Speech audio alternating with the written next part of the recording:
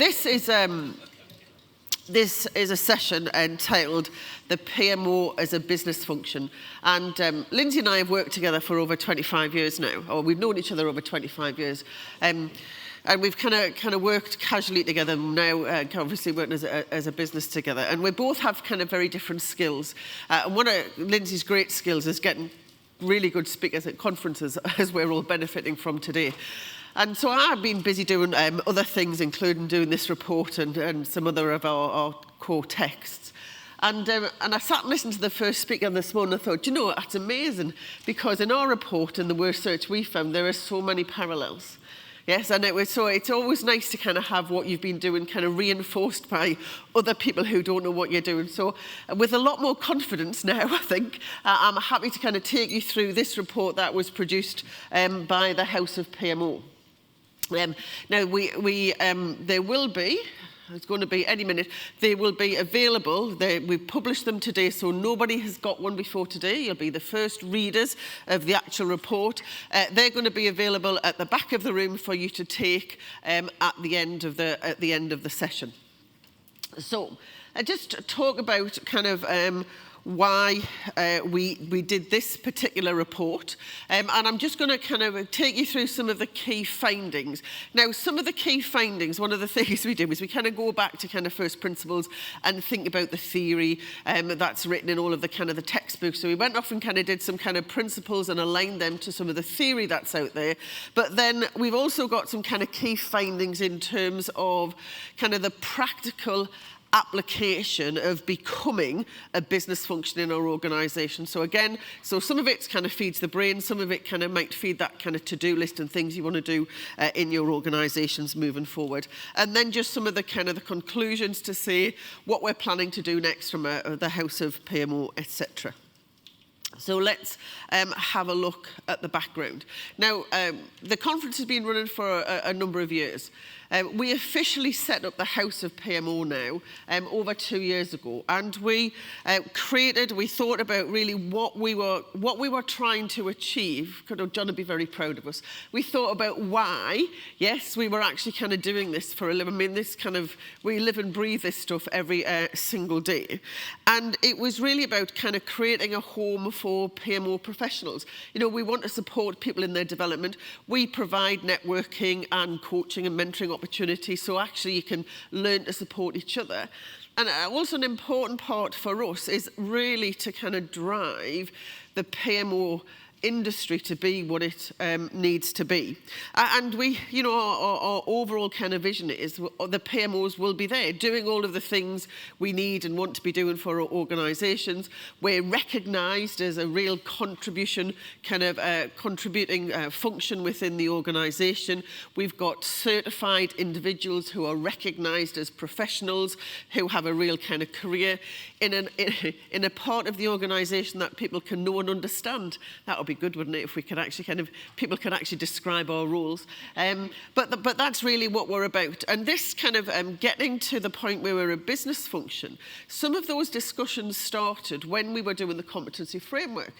Because in the competency framework, you'll know we've got these 4 roles: administrator, analyst, manager, and director. You will get there, the director. And we had some real challenge to say, aspirational, this PMO director, they don't really exist in the world. And we're going, actually, there really is more and more people who are actually getting to that position of PMO director, who are working in organisations that recognise the real value of PMO and actually are almost incredulous when they realise there are still organisations out there who don't have a PMO to support them in actually kind of delivering not just today's business, but the business and their organisation of the future. So we decided that actually this would be a good idea for our report, and what we do is we kind of take some lovely people, and it tends to be by invite only. You can kind of nominate yourself, but we were interested in people who had actually held the role of PMO director, people who had been in organisations who actually were fulfilling this role. And the idea is that we kind of basically feed them. Give them several gallons of whatever they choose to drink, whether that be water, tea, or some of that other stuff that people have. And we basically kind of suck all of their knowledge out of their heads for a while. And then what we do is we have essentially a menu of questions just to kind of tell you kind of where we started off. So this is the kind of the prep before we do. And this is what we were looking at, about kind of the future of the PMO.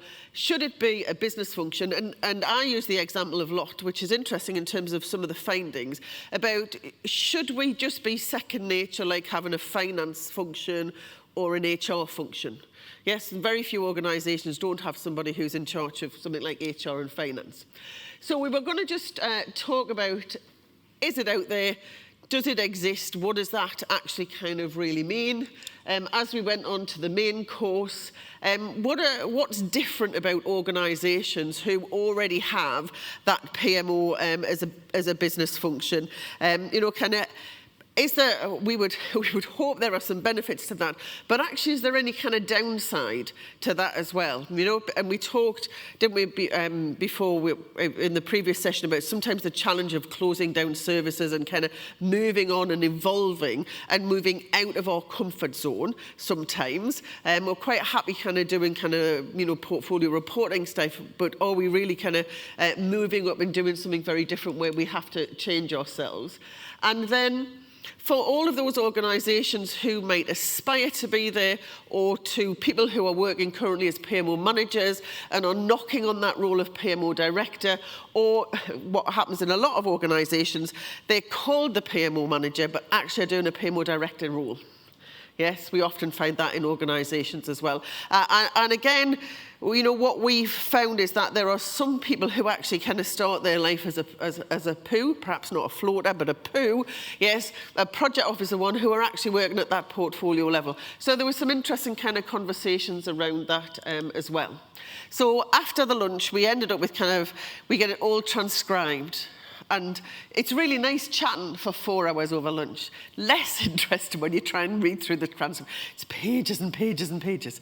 And anyway, we went through that and we've done some key findings. We did do a House of PMO webinar, and also kind of the people around start kind of discussing it. So it's not just what was at the table, but they're essentially the start of the discussion. And we've now got a printed report.